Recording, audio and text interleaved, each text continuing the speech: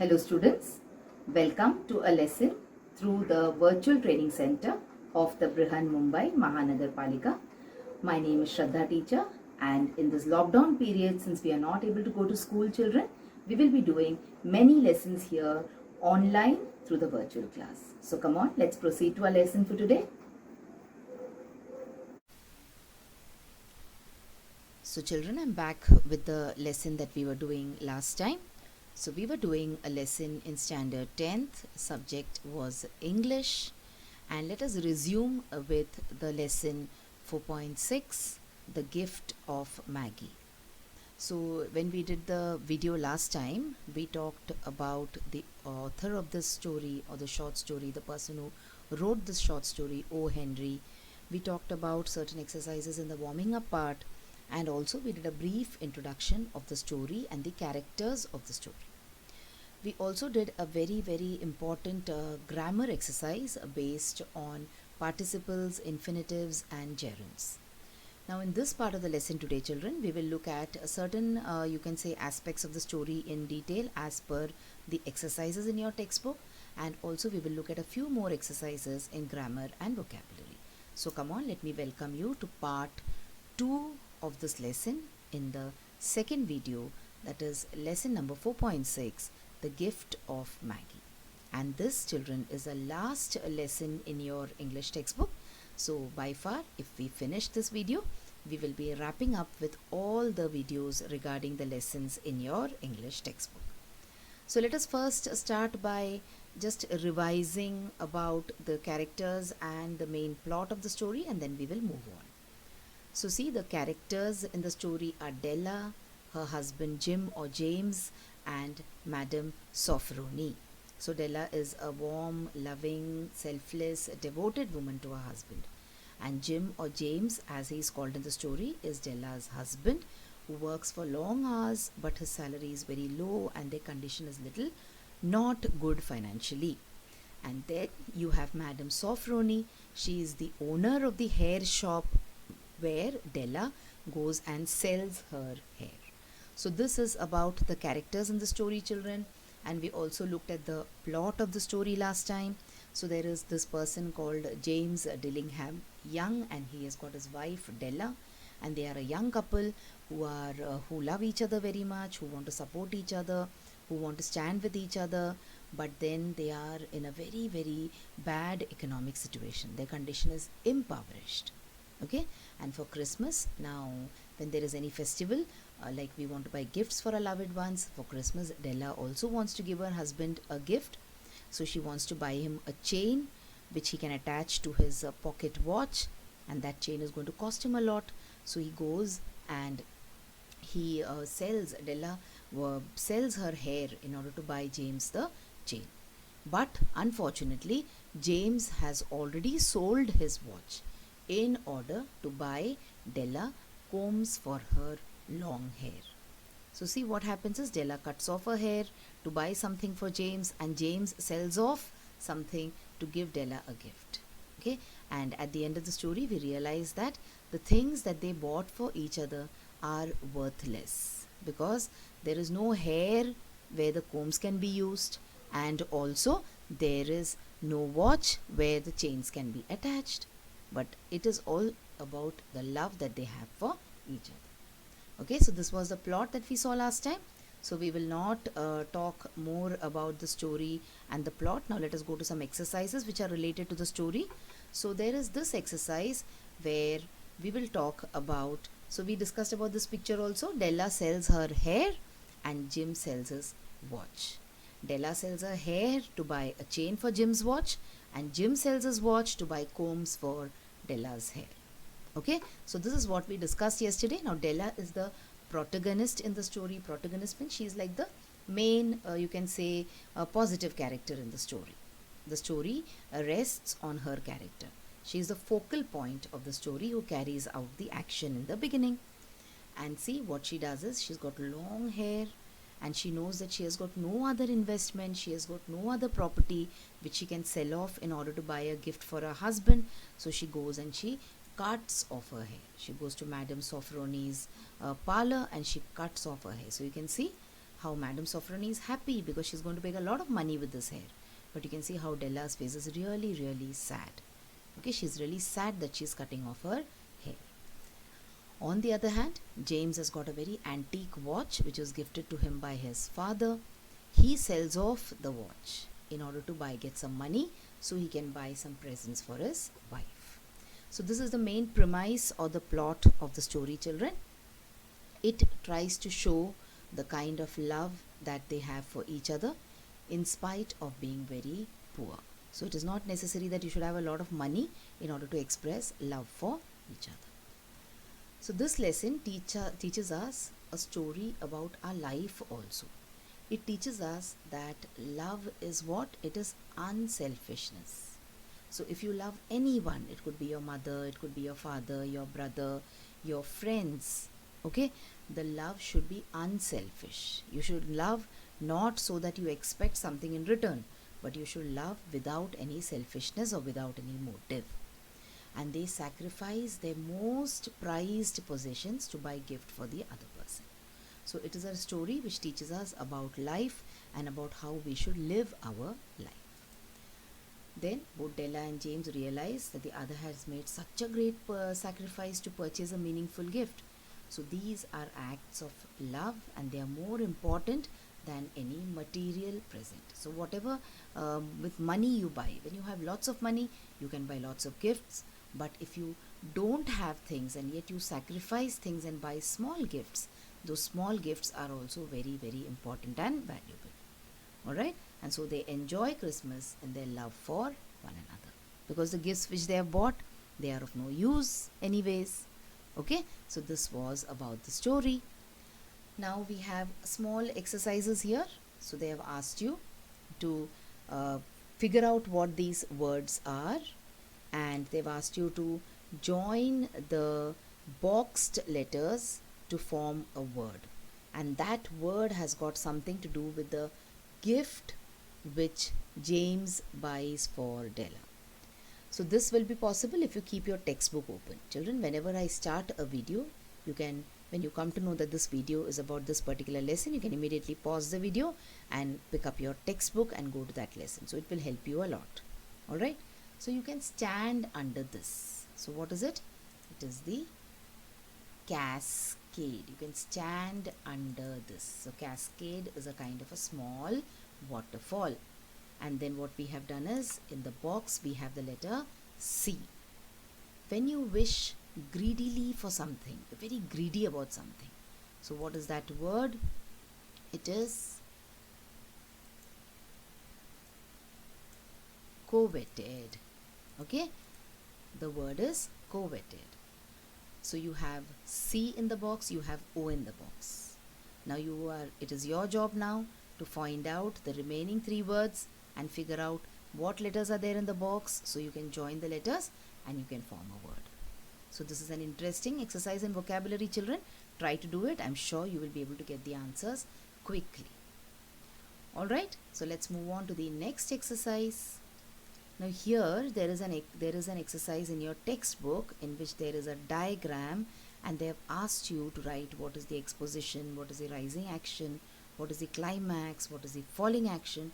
So let us try to understand what all this means and let us try to relate it to the story. So in every story there is an exposition, there is a rising action to a story, there is a falling action, there is a climax to the story. So let's see what these are. So exposition. So what is the meaning of exposition? Exposition means a description or explanation of an idea or a theory. So it is an idea. Exposition means what the main idea of the story is. So what is the exposition in this particular story, The Gift of the Maggie? It is when the two characters decide to give each other a gift for Christmas. So that is how the story begins. So this is the exposition of the story. Point number 2 is a rising action. So what is rising action? Rising action means the part of the story where the action keeps on, you can say, going to a higher level and it leads to the climax of the story. Alright, so what is the rising action here? When Della notices that she could not buy the gift for her husband because she does not have enough money. And it is then that she decides to cut off her hair. And then she also realizes that her husband has sold his pocket watch. So that is the rising action. What all things happen in the story. What about the climax? What is the climax? The climax occurs when Della and Jim open their gifts. And that time it is revealed that the gifts that they have bought for each other are practically useless. So that is the climax. And what is the falling action then? When Della's husband arrived to their house and noticed that his wife has cut off her hair, and then Della realizes that her husband has already sold his watch in order to buy a gift for her, is the falling action. So every story, children, it has got an exposition, it has got a rising action, a falling action, and finally a climax where the story comes to an end. Now you have an idea of all these points. Now I'm sure you will be able to solve the next exercise which is there in the textbook. So come on, attempt to do that. And meanwhile, let us move on and go to the next exercise in the textbook. So pick out from the story words that mean the following. So what words are you supposed to pick up? You are supposed to pick up words which mean reluctance to spend money, which means relating to, which means urge, reduce in value. At the same time, you have to also write whether the word is a noun, it is a verb, or it is an adjective. So if it is a noun, you will write N. If it is a verb, you will write V. And if it's an adjective, you will write ATG. So come on again. Let me take you halfway through and then you can solve the remaining exercises yourself. So reluctance to spend money. So there is a word called parsimony, which is used for this quality in people where they are reluctant to spend the money that they have. Such people are also called as stingy people. Okay, people who are stingy, people who are misers, who do not want to spend their money. But here we have a new word, parsimony. And parsimony is a quality that a person can have, so it is a noun. Relating to. So what is relating to? The word for relating to is imputation. Imputation is again a noun. The third one is to urge. So to urge someone means to coax someone or to try and convince someone. Alright? So this, when you are doing it, any action verb or any word where you do something is a verb. Reduce in value. So when something reduces in value, you say it is depreciating. It is reducing in value. So the word is depreciate. And depreciate is also a verb because something is happening there. Alright? So these are the 4 words which I have solved for you. So the remaining 4 is your responsibility now. It is your assignment. So read the textbook, try to figure out these words and try to figure out whether these words are nouns, verbs or adjectives. Alright? Come on, let's move on and let us do another exercise based on comprehension of the story. So you have to pick out and rewrite the exact sentence which indirectly imply the following. So there are a lot of sentences. I will take you halfway through again. Okay, so let's see the first sentence. Della was not too happy about bargaining for grocery, etc. She was not very happy. Means she did not have money, so she had to do it. But she did not do it with a lot of, you can say, happiness. She was not at all satisfied about bargaining. So pennies saved 1 and 2 at a time by bulldozing the grocer and the vegetable man and the butcher until one's cheek burnt with the silent imputation of parsimony that such close deals implied. That means she hated that people would think that she is very, very reluctant to spend money. So her cheeks would start burning with that kind of embarrassment every time she would bargain with the grocer or with the vegetable man or with the butcher. But she had to do it because she was extremely short of money. The second sentence is the flat was in a dilapidated condition. Dilapidated here means very run down condition. In shambles, okay? The condition of the flat is not good at all. Maybe the paint is peeling off, and maybe the furniture has gone bare, and maybe the walls have all tried wanting to collapse. Now the walls might just collapse. Okay, the floor might be very in a very bad condition. So the flat was in a dilapidated condition, not in a good condition. So the sentence in the book is, it did not exactly beggar description, but it certainly had that word on the lookout for a mendicancy squad. Now what is a mendicancy squad, children? It is a kind of police who work in order to pick up these beggars from public places. Okay, in India also in certain places we might have it. So a mendicancy squad is a kind of a police or a legal team which works to pick up beggars and other, you can say, squatters from the streets. So these are two sentences. Let us look at the third one. In the same exercise, King Solomon would express his jealousy of Jim. King Solomon was a very rich man. Why would he express his jealousy of Jim? Because Jim had this watch with him. So that is how expensive, or that is how you can say Jim used to think that the watch is very precious. Even King Solomon would get jealous of the watch, who had so much of treasure with him. So which is the line which says that, had King Solomon be the janitor. Now janitors are people who are caretakers, who look after a particular place. Okay, they're called as janitors. So had King Solomon been the janitor, with all his treasures piled up in the basement, and then you can read the remaining part of the sentence from the textbook. Okay, so in this exercise I've come halfway. So now the remaining sentences, you please try to read the textbook. Unless and until you read the textbook, you will not be able to solve these comprehension questions. So I'm leaving you to read the textbook and try to find out answers to these questions. You have to pick up the exact sentence which is there in the textbook, which means these ideas. Okay, so that was the next exercise, or that was the 10th exercise in our lesson. Let's go on and let's do the next exercise, but this is based on WH questions. Our next exercise is based on WH questions. So let us see what are WH questions.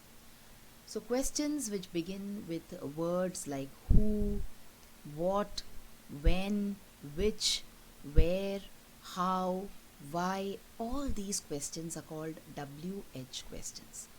Now when you ask WH questions, or when you ask any kind of questions, what do you want? You want answers. You are seeking information. But when you use these words all have different meanings. So let us see what these meanings could be. So when I say who, I'm asking about a person. When I say what, I'm referring to a thing, or I'm referring to an action. When I say when, then I'm talking about time. Okay? When I say where, obviously I'm talking about a place.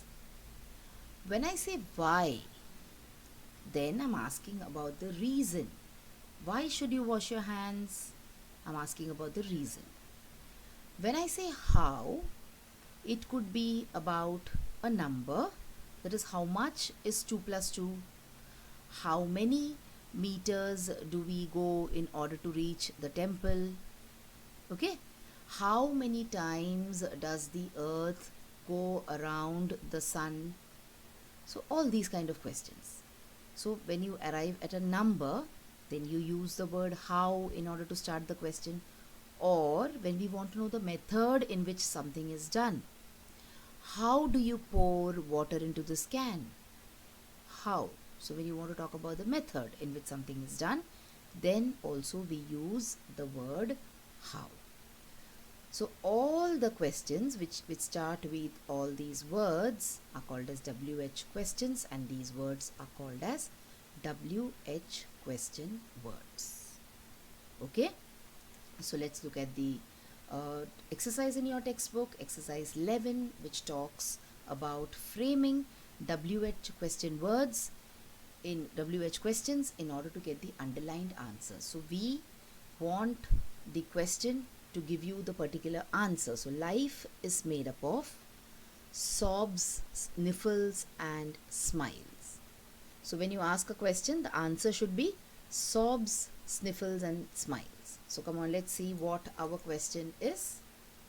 What is life made of? Life is made of sobs and sniffles and smiles. Question number 2. Many a happy hour she had spent planning for something nice for him. Answer should be she. Answer should not be about planning. Answer should not be about hour. Answer should be about she. So the question will be, who had spent many a happy hour planning for him? She had spent many an happy hour planning for him. How will we frame question number 3? First, let us take a look at the answer. Her hair reached below her knee. So you have to have the answer below her knee. Your question should come out with the answer below her knee. So our question could be, where did her hair reach? Her hair reached below her knee. So see, these are all the WH questions. They are starting with what, who, where, which are the WH question words. So as usual, the remaining 3 is your assignment. She was ransacking the stores for Jim's presents. At 7, the coffee was made. The Maggie were wise men. So think about the underlined part of the answer and how will you frame a question so that the answer is just talking about the underlined part of the sentence. So this is also an art, children. Till now we have been only thinking about giving answers to questions. But remember, framing questions is also a very, very important skill in the English language. Okay? Now we have one more exercise based on a grammar point, and that is question tags. So let us see what the meaning of question tags is. What are some rules that you should keep in mind when you're framing questions or when you're adding tags to the questions, and then we will solve the exercise based on question tags in your notebook. So question tags are different from questions. A tag is something which you attach. So you can see here, we attach tags to our suitcases, to our bags, okay, to the laundry that we give in order to get it dry cleaned, etc. So tags are something which you attach, which you tie up, or which you add to something. Okay, so question tags are also something which you add to a sentence to make it a question. Confused? Let's see what a question tag is. A question tag is a short question at the end of a sentence, and it uses the following form. So there is a sentence and there is a comma, which is very important, and there is the auxiliary verb and the subject of the sentence. Why do we use a question tag for? You use a question tag for asking someone to agree with us. So when we want to ask someone whether they agree with us, then we ask a question tag. Example, today is extremely hot, isn't it? So I know that today is extremely hot, but I just want your validation for it. I just want to know whether you agree with me. So today is very hot, isn't it? So isn't it is the question tag. Checking if something is true. So when we want to check whether something is true, then also we add a tag to the sentence. So I say, you're Dan's sister, comma, aren't you? So see, there are certain things which you can observe here.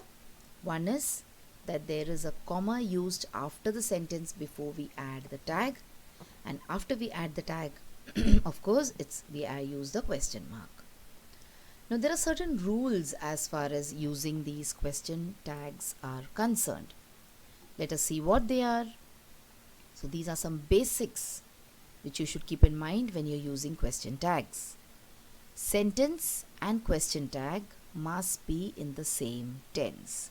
So, if your sentence is in the present tense, if the sentence uses is, then the question tag also must use is. Second most important point, if the statement is negative, then the question tag will always be positive and vice versa. That is, if the statement is negative, question tag will be positive, and in the third statement you can see here, if the statement is positive, then the question tag must be negative. So this is also a very important point that you should remember. Third is, you should always use a pronoun in the question tag. So when we say, it is a hot day, so you say, is it or isn't it? Okay? Always use contracted form in negative question tag. So we just saw, we say, don't you, or we say, didn't you, isn't it? So whenever we use a negative question tag, we always use a contracted form. So instead of will not, we say won't. Would not, we say won't. Okay? Have not, we say haven't. So this is the basic premise which you should keep in mind if you want to make use of question tags. Moving on, let us try to add some question tags here. So Della leaped up, didn't she? So see, positive question, positive sentence, negative tag. You'll have to look at the time. Won't you? You will have to look. So it is, won't you? They were expensive combs. Weren't they? The question mark has got hidden under the they, but the question mark is there. I just had to do it. Didn't I? I'm still pretty. Aren't I? Okay, so this is how you write tags. So there is sentence number 6 to 10. So I would want you to complete it yourself as part of your assignment. Now we come to the last part of our lesson where we will add or we will answer certain questions. So we want short answers. Okay, pronoun plus auxiliary verb. So you have to give just short answers. So I will solve some for you, some you can do it yourself. So see, the question is, don't you like me? So we have to give short answers. So what will I say? Yes, I do. Have you cut off your hair? Yes, I have. Shall I put the chops on? Yes, you should. Okay, let us take one more example. Isn't it a dandy? Yes, it is, we will say. Okay, then does it make a difference? You write the answer to it. So the remaining, you write it, look at it, think of the sentences and write the answer. Answer should be very, very short. Alright, come on, let's move on to the last exercise here, where again we are going to talk about infinitives, gerunds and participles. We have to pick up. So I will do it, I will take you halfway and then you have to carry on. So pick out the infinitives, gerunds, participles from the following sentences and state what each one is. So I will read and I will underline the infinitives or gerunds or participles, whatever the case may be. I want to see how it looks. To see, which is the infinitive. I don't like frightening stories. Frightening, it is the participle because it is describing the story. What kind of stories? Frightening stories. We decided to settle in Pune. To settle, again, is an infinitive. Okay, children? So in this part of the video, we talked about the entire lesson which was remaining. In the first part of the video, we talked about the author and we talked about the exercises in the warming up part. Whereas in this part of the video, we talked about the story in short and the various aspects to a story, that is, what is the rising action, what is the falling action, what is the exposition, what is the meaning of climax. We also tried to identify all these aspects as far as our story, The Gift of the Maggie, was concerned, and we also looked at certain exercises in grammar and vocabulary. So this was lesson number 4.6 for you, The Gift of the Maggie. So that is all in this particular lesson for today.